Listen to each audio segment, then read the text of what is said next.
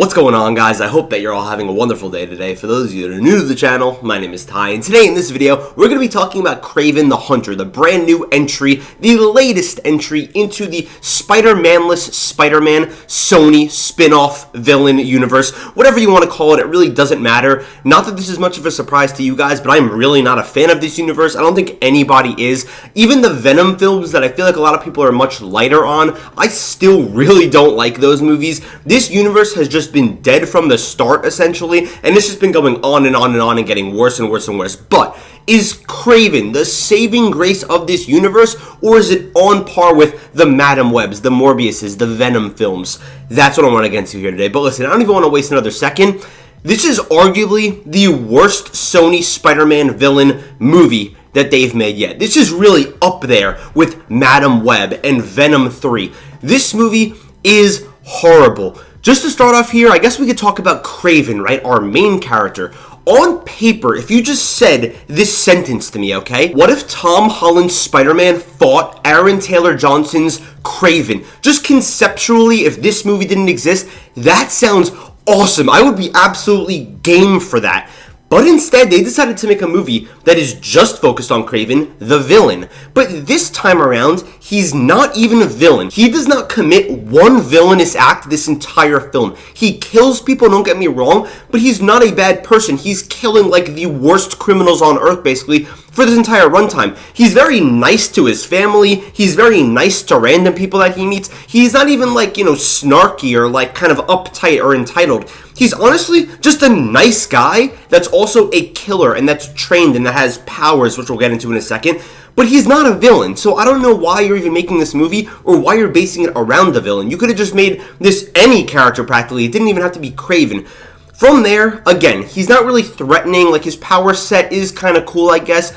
But they've got Kraven in basically this outfit that's perfectly fine, this like leather vest. And I hate to give spoilers here, but they wait until the final 15 seconds of the film to actually give him a cool looking outfit that I know for a fact we are never going to see again. That's basically what Madam Web did too, and I don't know why it always feels like these universe films tease a much cooler movie but then show you like the prequel to that cool movie that ends up being horrible. Kraven also, right, this super awesome character. I used to play like the Spider-Man video games like Shattered Dimensions and some of those other ones on my PlayStation 2, so I'm kind of familiar with Kraven. He's really badass, he's really awesome. His cave that he has here, right, his setup, it's basically just like this hipster tent. It's like an Airbnb, one of those like fancy Airbnbs up in the mountains where it's, I don't even know how to describe it, but it's like this glass tent basically that you could rent on Airbnb in like Poland essentially. It's really stupid. I don't know why they wouldn't go for something cooler. It literally is just like a modern Gen Z looking hut. I don't even know how else to explain it, but it's so lame and so depressing. On top of that, Aaron Taylor Johnson, I love the guy, don't get me wrong, but he is totally phoning in this performance. Like, sometimes he's speaking in Russian and it's 80 yards, so basically it's like he's lip syncing and it looks really bad. Other times he's doing an American normal accent, but it kind of sounds like he's drunk, and I couldn't even replicate it if I had to, but it's like he's slurring his words, and it looks like he's an alien that just learned how to speak English is the best way to put it. From there, speaking of phoning performances, you've got Russell Crowe in here. I mean, listen, this is clearly a paycheck for him. He's playing Kraven's father. He's actually in the movie a good amount. He has a Russian accent, at least consistently throughout the entire movie. That doesn't change, so that's kind of cool to see. And you've also got Ariana DeBose in here, who's like, an Academy Award-winning actress. She's here kind of just to be here as like another character to move the plot forward, even though there's barely any plot. And I think it's really funny that on paper, this trio of actors in a movie like seems pretty promising and pretty good, but they're just not given any good material. And on top of that, like, I'm just saying, I know that all three of these people are talented, but it's clear that they're not trying. There were a lot of conversations, too, where you could tell, and this was so hilarious to me, we'll get to the technical aspects in a second, but you could tell that the actors weren't even in the same room. They're showing Aaron Taylor Johnson talking to Ariana DeBose, but they're basically just showing Aaron, then they change the camera and just show Ariana. And they just show one actor, then go back to the other actor, then go back to the other actor. But they don't show them, like, in the room together, like, with the lens back.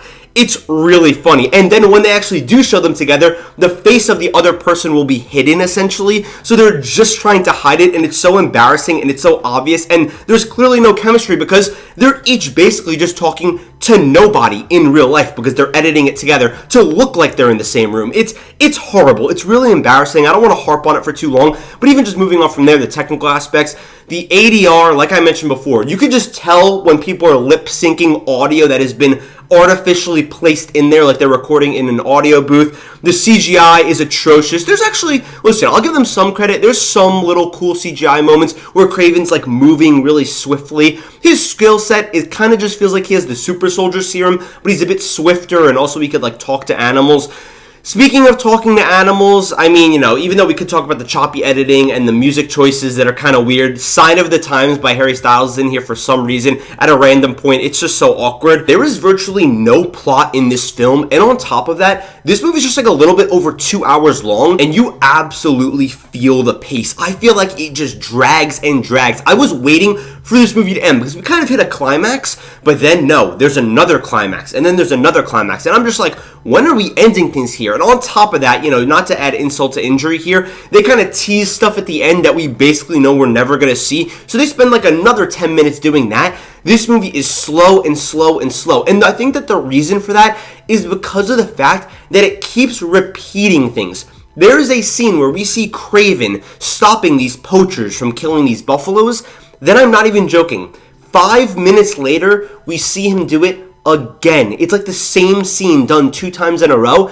Then the climax is in the same field where he already stopped both of those poaching incidents. So it's like, we're going to this field, we're stopping poachers, we're leaving. Going to this field, stopping poachers, leaving. Going to this field, and like we just keep doing this over and over again, because realistically, there's like 3 or 4 settings in this movie max. It's kind of hilarious how, even though it does feel like we're globetrotting, there's a prison, there's a field, there's a restaurant, and there's like a little city area that we're in. And besides that, that's pretty much all we're at. That's about it. The villains in this movie, okay? We've got Rhino, one of Spider-Man's formidable foes, right? Paul Giamatti played him as like a crack addict, basically, which is pretty awkward. But what did I think about this villain of Rhino? See, the thing is, Rhino is not the only villain. There's also like 3 other villains in here for some reason that, I don't want to say they were hiding in the trailer, but there's one that I won't spoil the movie, but Kraven has a personal tie to. There's another that's like the most generic mob boss ever.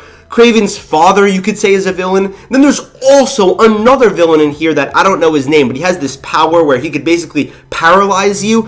Very congested, very convoluted, and the funny thing is, even though we have all these characters on, the good side, even though Kraven is technically an anti-hero, he's a good guy, let's just be realistic, and on the bad side, there still is literally no plot. In the beginning of this movie, we spend like 30 minutes or 25 minutes in this flashback looking at how Kraven was raised and where he comes from, and it is just so painfully slow. They could have easily done it in like 5 minutes.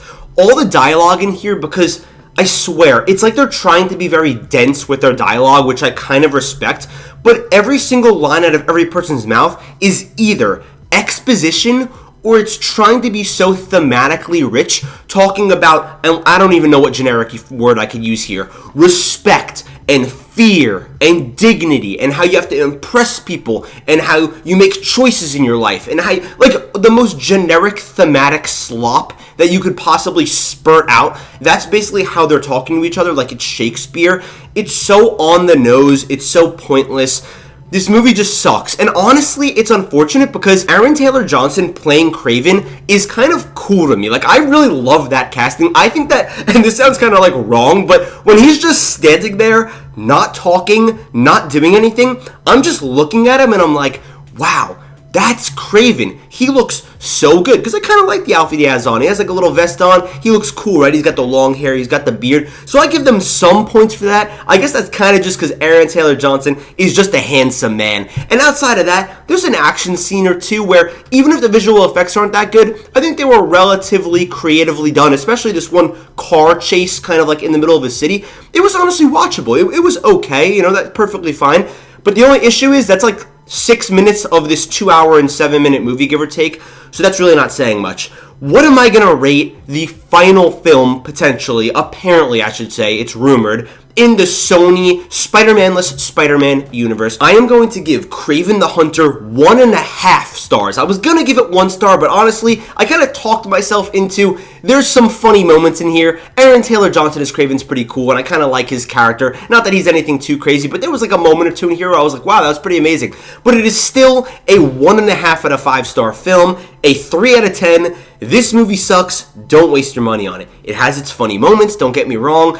Some of them are ironic, some of them are unironic, but at the end of the day, this is a technically embarrassing film. It's an embarrassing film even when they were actually trying to make it really good in some aspects, like the directing, like the acting, however you want to put it, it's a bad movie. But guys, thank you so much for watching this video. I love you guys, and I'll see you in the next video.